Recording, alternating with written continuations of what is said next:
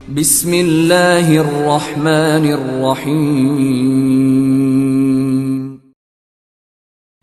رنگین کہکشاں، مصنف M.A. راحت۔ Episode 14۔ کافی دیر تک ہم مسز فاروق کے پاس رہے۔ اس نے ہماری خوب خاطر مدارت کی۔ اس کے بعد ہم اپنی رہائش گاہ میں واپس آ گئے۔ یہاں تھوڑا وقت گزرا تھا کہ لنچ کے لیے طلبی ہو گئی۔ البتہ اس وقت لنچ پر بیگم صاحبہ نہیں تھیں، بلکہ ان کی صاحبزادی نے ہمارا استقبال کیا تھا اور بڑی دلچسپی سے مسکرا کر کہا تھا، ہیلو مسٹر حسن فیروز اور مسٹر گل مراد۔ ویسے مسٹر گل مراد، آپ کا تعلق کون سے علاقے سے ہے؟ خطرناک علاقے سے۔ راستے میں بڑے کورخ ملتے ہیں، دھمکیاں دینے والے۔ میں نے آپ سے نہیں، گل مراد صاحب سے پوچھا ہے۔ لڑکی نے حسن فیروز کی طرف رخ کر کے کہا۔ انچارج میں ہوں، حسن فیروز بولا۔ ان کے انچارج آپ ہیں؟ جی۔ گڈ، لیکن پھر بھی میں انہی سے پوچھنا پسند کروں گی۔ پہاڑی آدمی ہوں چھوٹی بیگم صاحبہ۔ چھوٹی بیگم؟ وہ ہنس پڑی اور پھر بولی، بیٹھیے نا آپ لوگ۔ اصل میں باجی اس وقت کھانا نہیں کھائیں گی، ان کی طبیعت میں کچھ گرانی ہے۔ مجھے اندازہ تھا، حالات اتنی ہی برے ہوتے جا رہے ہیں، مہنگائی اتنی ہی بڑھ گئی ہے کہ اب وہ طبیعتوں پر بھی حاوی ہونے لگی ہے۔ حسن فیروز مدبرانہ انداز میں بولا۔ مہنگائی؟ جی، ذرا دیکھ لیجئے، لوگوں کے بجٹ فیل ہو گئے، بیچارے سر پکڑے بیٹھے ہوئے ہیں۔ مگر مہنگائی کا یہاں کیا تذکرہ؟ لڑکی بولی، آپ ہی نے تو کہا تھا کہ ان کی طبیعت میں کچھ گرانی ہے۔ خدا آپ سے سمجھے، بات کہاں سے کہاں لے گئے۔ گرانی سے میری مراد یہ ہے کہ طبیعت بوجھل ہے۔ گرانی کے بوجھ سے نا؟ جی نہیں، گرانی کا مطلب پہلے معلوم کر کے آئیے، پھر بات کیجیے۔ میں گل مراد صاحب سے بات کر رہی ہوں۔ ہماری مراد کہیں پوری ہوتی نظر نہیں آتی۔ ٹھیک ہے اسسٹنٹ، تمہارے بارے میں غور کرنا ہی پڑے گا۔ ویسے آپ نے ابھی تک اپنا نام نہیں بتایا، یہ بڑی زیادتی ہے۔ ارے میرا نام بھائی صاحب نے نہیں بتایا آپ کو؟ ارے کیا بھائی صاحب نے میرا نام آپ کو نہیں بتایا؟ کون سے بھائی صاحب؟ میرا مطلب ہے رانا اختیار خلجی۔ وہ آپ کے بھائی ہیں؟ نہیں، بہنوی۔ اوہو، اس کا مطلب ہے کہ آپ مسز خلجی کی بہن ہیں۔ تو آپ کو کیا لگتی ہوں؟ نہیں، بہن ہی لگتی ہیں، حسن فیروز بولا۔ میرا نام رامنا ہے اور میری بڑی بہن کا نام سلمہ خلجی۔ تو آپ خلجی نہیں ہیں۔ میں کیوں ہوتی؟ رامنا نے جلدی سے کہا، اور پھر کھانے کے بعد ہم لوگ اپنے اپنے کمرے میں آ گئے اور بہت دیر تک رامنا اور سلمہ کے بارے میں باتیں کرتے رہے۔ شام کو 5 بجے اختیار خلجی بھی واپس آ گیا اور اس کے بعد اس نے سنجیدگی سے ہمیں اپنے کمرے میں طلب کر لیا اور کہنے لگا، اب ضروری ہے کہ آپ لوگوں کو اپنے بارے میں ذرا مکمل تفصیل بتا دوں اور آپ کی ذمہ داریاں آپ کو سونپ دوں۔ ویسے میری گفتگو کرنل ہمایوں سے ہوئی تھی۔ کب؟ دوپہر کو، لنچ کے بعد۔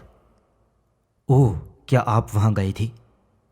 نہیں، ٹیلی فون کی بات کر رہا ہوں۔ اوہ ہاں۔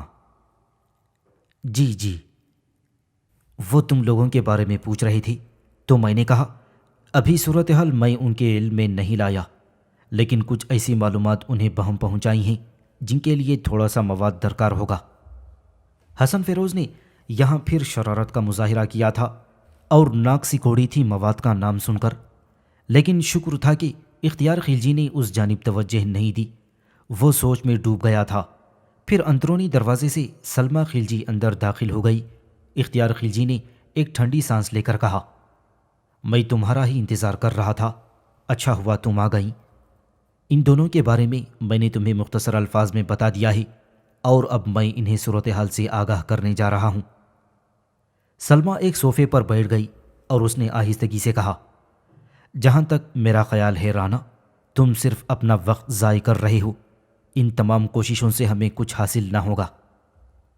سلمہ، میں تم سے 1000 بار کہہ چکا ہوں کہ اس سلسلے میں کوئی مخالفت نہ کرو۔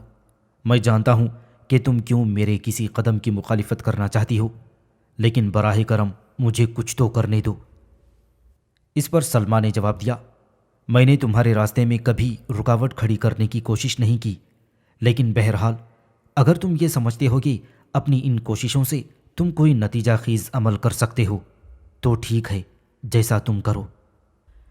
اصل میں دوستوں، صورتحال یہ ہے کہ تم نے وادی ہنگاریہ کے بارے میں سنا ہے؟ میں نے سنا ہے، میں نے جلدی سے کہا۔ وادی ہنگاریہ کی کہانیاں بستی دو آبا میں بڑی دلکشی کی حامل تھیں۔ ہمارے اپنے جیسے علاقے کی بات تھی کہ ہمارے ہاں ایک بزرگ تھا، پیر شاہ، اور پیر شاہ کا تعلق وادی ہنگاریہ سے تھا، اور وہ جب کبھی موڈ میں ہوتا تھا تو اپنی وادی کی داستانیں سناتا اور بتاتا تھا کہ وادی کے لوگ کس طرح زندگی گزارتے ہیں۔ وہ بڑے پراسرار لوگ تھے اور اپنی وادی میں مختلف ذرائع سے ضروریات زندگی حاصل کرتے تھے۔ حالانکہ ہنگاریہ کا علاقہ ہمارے ہی ملک کی تحویل میں تھا، لیکن اب بھی اسے علاقۂ غیر کہا جاتا تھا، اور وہاں حکومت کے قوانین مکمل طور پر کام نہیں کرتے تھے۔ ہاں، وہاں کے اندرونی معاملات بہرحال ملک ہی کی تحویل میں تھے۔ رانا اختیار خلجی کی آواز نے مجھے میرے خیالات سے چونکا دیا تھا۔ وہ کہنے لگا، یہ اچھی بات ہے پہاڑی نوجوان کہ تم وادی ہنگاریہ کے بارے میں جانتے ہو۔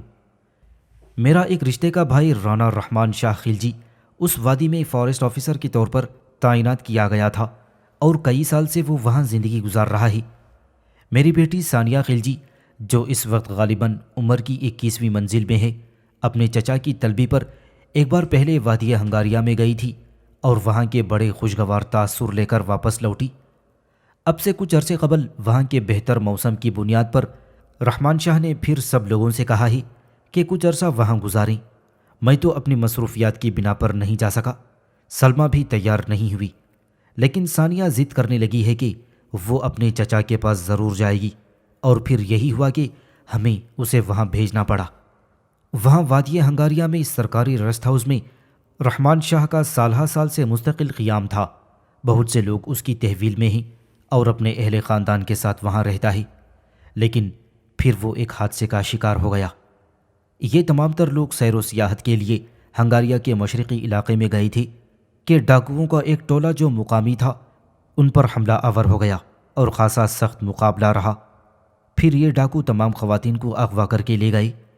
ان میں رحمان شاہ کی بیوی، اس کی 2 بہنیں اور ماں بھی شامل تھیں، اور میری ثانیہ بھی۔ ایک لمحے کے لیے رانا اختیار خلجی کی آواز بھرا گئی۔ میں چونک گیا۔ پھر میں نے آہستگی سے کہا، مجھے یہ سن کر بہت افسوس ہوا۔ ڈاکوؤں نے رحمان شاہ سے رابطہ قائم کر کے اس سے تاوان کی رقم طلب کی۔ رحمان شاہ جانتا تھا کہ اس کے بغیر چارہ کار نہیں ہے، چنانچہ اس نے ان کی مطلوبہ رقم مہیا کی، اور ان لوگوں نے ان کی بہنیں اور بیوی واپس کر دیں، لیکن ثانیہ کو واپس نہیں کیا۔ کیوں؟ میرے منہ سے بے اختیار نکل گیا، اور رانا اختیار خلجی گردن جھکا کر بیٹھ گیا۔ اس نے دیر تک کچھ نہیں کہا تھا۔ کچھ پتہ نہیں چل سکا، کیونکہ اس کے بعد ڈاکوؤں نے اسے رابطہ ہی نہیں کیا تھا۔ رابطہ نہیں کیا؟ میں نے کسی قدر حیران کن لہجے میں کہا۔ ہاں بھائی، رابطہ کس سے قائم کیا جاتا؟ ان خطرناک لوگوں نے رحمان شاہ سے اغوا شدہ لوگوں کے سلسلے میں تاوان طلب کیا۔ رحمان شاہ خلجی نے وہ تاوان انہیں ادا کر دیا۔ اس کے نتیجے میں خواتین ان کے حوالے کر دی گئیں، اور ان میں ثانیہ خلجی نہیں تھی۔ تو کیا اس سلسلے میں رحمان شاہ نے ان سے گفت و شنید نہیں کی؟ کوششیں بہت کیں، جتنے بھی ذرائع وہ اختیار کر سکتا تھا کیے تھے، لیکن کام نہ بن سکا۔ وہ ان لوگوں تک نہیں پہنچ سکا جو اغوا کے ذمہ دار تھے۔ آپ نے حکومت سے مدد بھی نہیں لی؟ سب کچھ کر لیا۔ پولیٹیکل ایجنٹ نے ہر داؤ استعمال کر لیا۔ ہم نے معاوضوں کی ادائیگی کے لیے بھی کبھی کنجوسی سے کام نہیں لیا، لیکن کچھ انوکھی اور پراسرار رکاوٹیں راستے میں آتی رہیں اور ناکامی کا سامنا کرنا پڑتا رہا۔ رحمان شاہ صاحب نے بھی اور کوششیں نہیں کی؟ میں نے پوچھا۔ آج تک کر رہا ہے بیچارہ، آج تک کر رہا ہے۔ اصل میں ہمارے خاندان میں وہ منافرت نہیں ہے جو آج کل عام خاندانوں میں پھیل گئی ہے، اور لوگ آپس میں ہی ایک دوسرے سے نفرت کرنے لگے ہیں اور ایک دوسرے کی برائی کے خواہش مند ہوتے ہیں۔ رحمان شاہ بے شک میرا سگا بھائی نہیں ہے، دور کے رشتے میں وہ میرا بھائی لگتا ہے، لیکن ہم دونوں بھی آپس میں اسی انداز میں محبت کرتے ہیں کہ جس طرح سگے بھائی ایک دوسرے کو پیار کرتے ہیں۔ یہی وجہ ہے کہ ثانیہ اپنے چچا کے پاس جا کر بہت خوش رہتی تھی۔ رانا اختیار نے کہا۔ اس دوران بیگم صاحبہ اپنی جگہ سے اٹھ کر ایک کھڑکی کے پاس کھڑی ہو گئی اور باہر دیکھ رہی تھی۔ میں نے ایک ہلکی سی کی آواز سنی اور یہ آواز سلمیٰ ہی کی تھی، لیکن اس نے رخ تبدیل نہیں کیا تھا۔ بڑی عجیب سی بات تھی، لیکن ظاہر ہے اس کا اظہار ممکن نہیں تھا۔ رانا اختیار کچھ لمحے خاموش رہنے کے بعد کہنے لگا، تم یوں سمجھ لو دوست کہ ہم نے ہر ممکن کوشش کر لی، لیکن ایک طویل عرصہ گزر چکا ہے اور ہم اپنے مقصد میں کامیاب نہیں ہو سکے۔ کتنا عرصہ گزر چکا ہے اس واقعے کو؟ تقریباً یوں سمجھ لو 18 ماہ۔ اور میں نے حیرت سے اس پرسکون خاندان کو دیکھا۔ پھر میں نے سوال کیا، آپ کے کتنے بچے ہیں رانا صاحب؟ وہ میری اکلوتی بیٹی تھی۔ رانا صاحب کا لہجہ پھر سسکی میں تبدیل ہو گیا۔ اچھا، ایک بات اور بتائیے، کیا ان خواتین سے ثانیہ خلجی کے بارے میں نہیں پوچھا تھا جو تاوان وصول کرنے والوں کی قید میں تھے؟ پوچھا گیا تھا۔ انہوں نے کہا کہ شروع ہی سے ثانیہ ان کے ساتھ نہیں تھی، اسے کہیں اور رکھا گیا تھا۔ اغوا کے وقت ثانیہ اور وہ خواتین ساتھ ہی تھیں؟ ہاں۔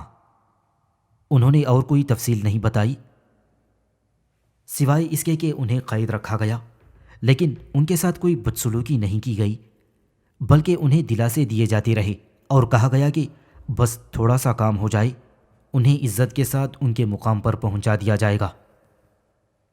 کہیں ایسا تو نہیں رانا صاحب کہ ثانیہ شروع سے ہی تاوان وصول کرنے والوں کے ہاتھ ہی نہ لگی ہو؟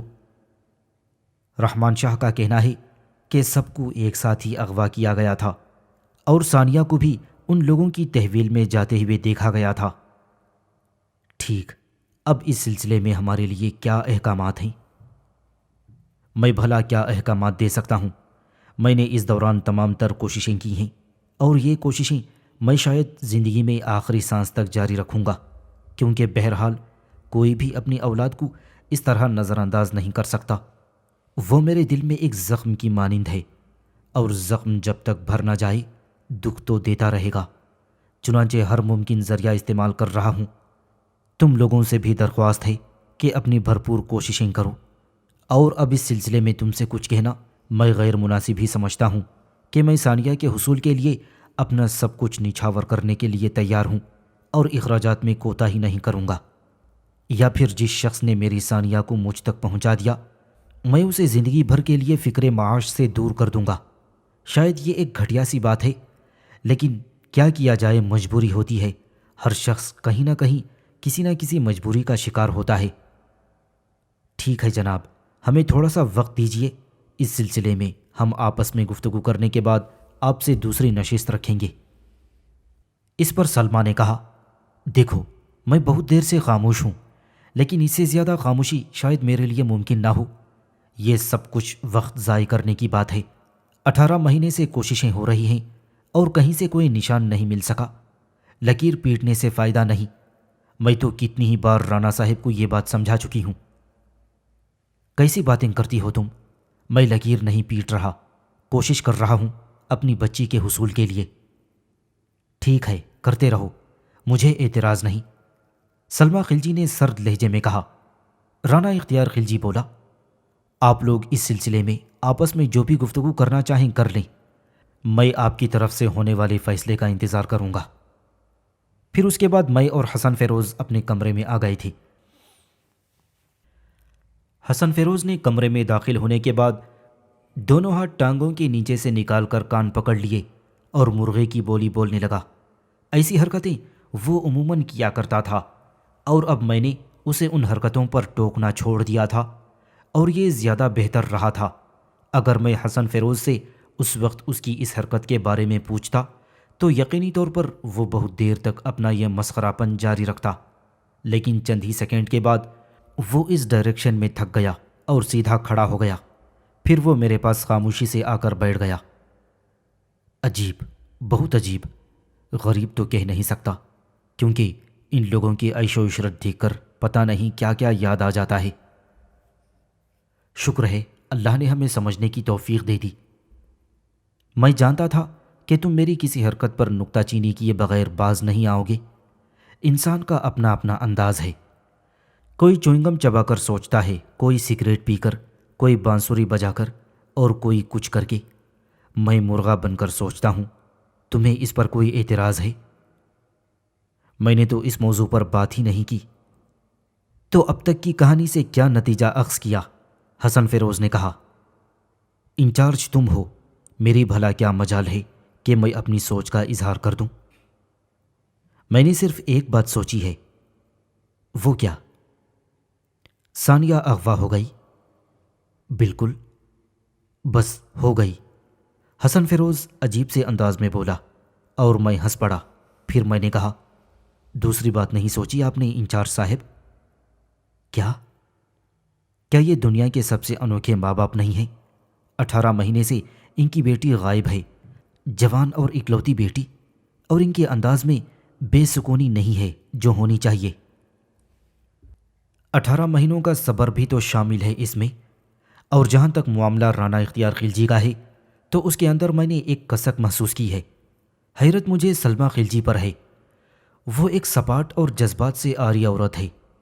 یہ کیا چکر ہے یہ سمجھ میں نہیں آتا۔ میں نے حیرت سے حسن فیروز کو دیکھا۔ بڑے پائے کی بات کہی تھی، وہ بات جو میرے اپنے ذہن میں بھی تھی اور کانٹا بن کر چپ رہی تھی۔ ویسے یہ بات تو میں اچھی طرح جانتا تھا کہ حسن فیروز بالکل ہی احمق نہیں ہے، بلکہ قطعی احمق نہیں ہے۔ یہ الگ بات ہے کہ نہ جانے کون کون سے عوامل نے مل کر اس کی شخصیت مسخ کر دی ہے اور وہ اپنے مخصوص انداز میں جی رہا ہے۔ بہرحال معاملات واقعی بڑے دلچسپ تھے اور میں ان سے لطف لے رہا تھا۔ میں نے اس سے کہا، اب یہ بتاؤ کہ دادا جان کو اس سلسلے میں اطلاع دی جائے یا ہم اپنے طور پر ہی کام شروع کر دیں؟ پہلے یہ بتاؤ کام شروع کرنے کا موڈ ہے بھی یا نہیں؟ کیا مطلب؟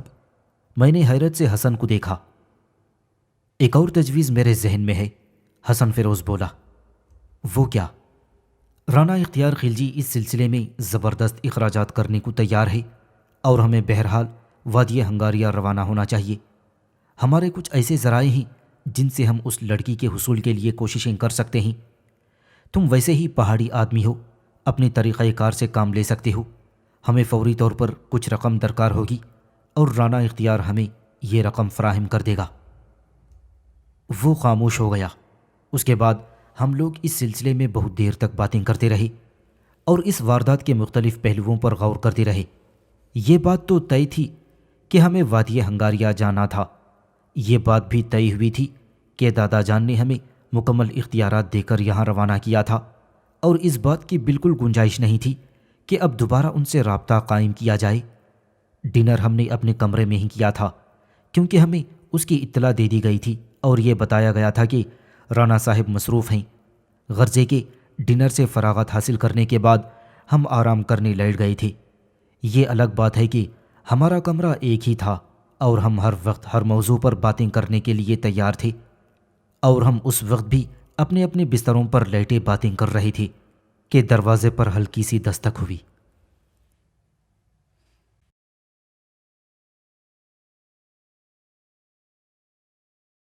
سامعین سے گزارش کی جاتی ہے کہ ہمارے سارے چینلز ایلیکونٹ ادب ایکسٹراز، سوارڈ آف حق چینل اور اتحاد الانصار چینل میں جن آڈیو بکس اور سیریز کو مکمل کیا جا چکا ہے، ان سب کا مطالعہ ہمارے پلے لسٹ سیکشن سے کریں، اور ان آڈیو بکس اور سیریز کو آپ اپنے دوست و احباب میں شیئر کرتے رہیں، اور ہمارے سوشل میڈیا پلیٹ فارمز کے لنکس ڈسکرپشن میں دیے گئے ہیں۔ ہمیں سبسکرائب اور فالو ضرور کریں۔ جزاک اللہ۔